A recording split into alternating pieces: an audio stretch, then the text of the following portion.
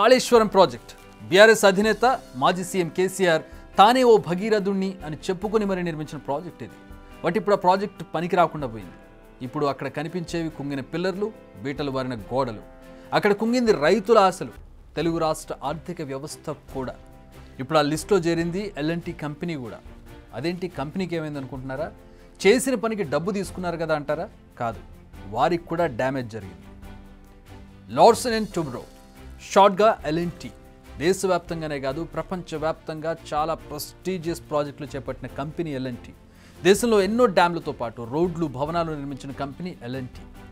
ఈ ఏడాది మార్చితో ముగిసిన క్వార్టర్లో కూడా 4,396 కోట్ల నికర లాభాలను సాధించింది ఈ కంపెనీ. గతేడాది మార్చ్ క్వార్టర్తో పోలిస్తే ఇది 10% ఎక్కువ. బట్ ఇప్పుడు ఆ కంపెనీ ఓ రాష్ట్ర ప్రభుత్వానికి సంజాయిషి ఇచ్చుకోవాల్సిన పరిస్థితి వచ్చింది. కారణం Kaleshwaram project. Kaleshwaram project chief ఇంజనీర్కు ఓ లెటర్ వచ్చింది. అది ఉత్తరాఖండ్ ప్రాజెక్టుల అభివృద్ధి సంస్థ రాసిన లెటర్. అందులో సూటిగా ఓ ప్రశ్న ఉంది. అదేంటంటే, మేడిగడ్డ బరాజ్ వైఫల్యానికి కారణం ఎవరు?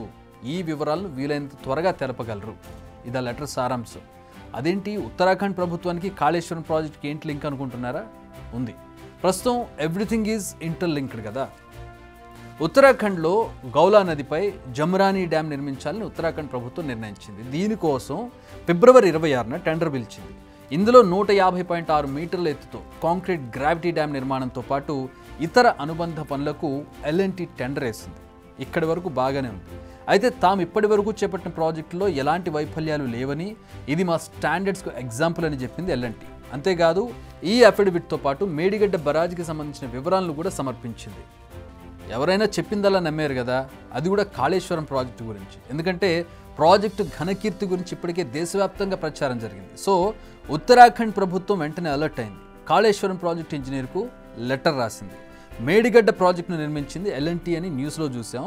మరి ప్రాజెక్టు కుంగడానికి ఎల్ఎన్టీ కారణమా అని ప్రశ్నించింది. వాళ్ళ డౌట్స్ వాళ్ళకు ఉంటాయి కదా. క్వశ్చన్ సింపుల్గానే ఉంది, కానీ దానికి ఆన్సర్ చెప్పడమే ఇప్పుడు కాస్త కంగారుగా ఉంది. ఎందుకంటే ఈ ప్రాజెక్టు వైఫల్యానికి కారణం ఎల్ఎన్టీనా లేక కాళేశ్వరం ప్రాజెక్టు ఇంజనీర్లా అని తేల్చాల్సిన పని తెలంగాణ నీటిపారుదల శాఖపై పడింది. అదొక్కటే కాదు, ఉత్తరాఖండ్ ప్రభుత్వం మరిన్ని ప్రశ్నలు కూడా సంధించింది. మేడిగడ్డ నిర్మాణానికి బాధ్యులైన కాంట్రాక్ట్ సంస్థ ఎవరు? సంయుక్త భాగస్వామ్యం అయితే ఎవరి వాటా ఎంత? బరాజ్ ప్రధాన స్ట్రక్చర్లో వైఫల్యం జరిగిందా? ఈ ఘటన నిర్మాణ సమయంలోనా లేక డిఫెక్ట్ లయబిలిటీ పీరియడ్లోనా లేక తర్వాత జరిగిందా? ఈ వైఫల్యం విపత్తు వల్ల జరిగిందా లేదా అనేది కూడా నిర్ధారించాలని కోరింది ఉత్తరాఖండ్ గవర్నమెంట్. అయితే ఇక్కడ ఒక ట్విస్ట్ ఉంది. అదేంటంటే, ఇటీవలే కాళేశ్వరం ప్రాజెక్ట్ చీఫ్ ఇంజనీర్ ప్రభుత్వానికి ఒక లెటర్ రాశారు. అందులో మేడిగడ్డ బరాజ్ పని పూర్తయినట్లు పొరపాటున పేర్కొన్నాము, ఈ తప్పును క్షమించాలని ఎగ్జిక్యూటివ్ ఇంజనీర్ కోరారు. దీంతో పాటు దెబ్బతిన్న బరాజ్ను సొంత ఖర్చుతో బాగు చేయాల్సిన బాధ్యత ఏజెన్సీదేనని, లేకుంటే చర్యలు తీసుకోవడంతో పాటు జరిగిన నష్టాన్ని ఆ సంస్థ నుంచి వసూలు చేయాలని ఆ లేఖలో కోరారు ప్రాజెక్ట్ చీఫ్ ఇంజనీర్. అంటే ఇక్కడ ఎల్ఎన్టీ బాధ్యత వహించే అవకాశం కనిపిస్తోంది. సో ఇప్పుడు తెలంగాణ నీటిపారుదల శాఖ ఉత్తరాఖండ్ ప్రభుత్వానికి ఎలాంటి ఆన్సర్ ఇస్తుంది అనేది కాస్త ఇంట్రెస్టింగ్గా మారింది. ఆ సమాధానంపైనే ఎల్ఎన్టీ టెండర్ ఆధారపడి ఉన్నట్టుగా అనిపిస్తోంది. ఎందుకంటే ఇక్కడ బరాజ్ దెబ్బతినడానికి ఒకవేళ ఎల్ఎన్టీ బాధ్యత తీసుకుంటే ఎల్ఎన్టీనే కారణమైతే ఇది ఎల్ఎన్టీకి అక్కడ డిఫెక్ట్ కాబోతోంది. నిజానికి ఎంతో గొప్ప ట్రాక్ రికార్డు ఉంది ఎల్ఎన్టీకి. అలాంటి ఎల్ఎన్టీ చరిత్రలో ఒక మాయని మచ్చగా కాళేశ్వరం ప్రాజెక్టు నిలిచినట్టు కనిపిస్తోంది. మేడిగడ్డ ప్రాజెక్టు కుంగడంతోనే కాదు, ఇప్పుడు దేశవ్యాప్తంగా కంపెనీ సామర్థ్యంపై అనుమానాలు పెరిగింది కూడా అందుకే కదా. ఉత్తరాఖండ్ రాష్ట్ర ప్రభుత్వం కంపెనీ మాటలను నమ్మకుండా తెలంగాణ ప్రభుత్వాన్ని వివరణ కోరింది. ఇటు బీఆర్ఎస్కే కాదు, ఎల్ఎన్టీకి కూడా కాళేశ్వరం ప్రాజెక్ట్ భస్మాసుర హస్తంగా మారినట్టుగా కనిపిస్తోంది జరుగుతున్న పరిణామాలు చూస్తుంటే. బిగ్ టీవీ అవుట్లుక్ కథనాలు నచ్చితే వెంటనే బిగ్ టీవీ ఛానల్ ను సబ్స్క్రైబ్ చేయండి.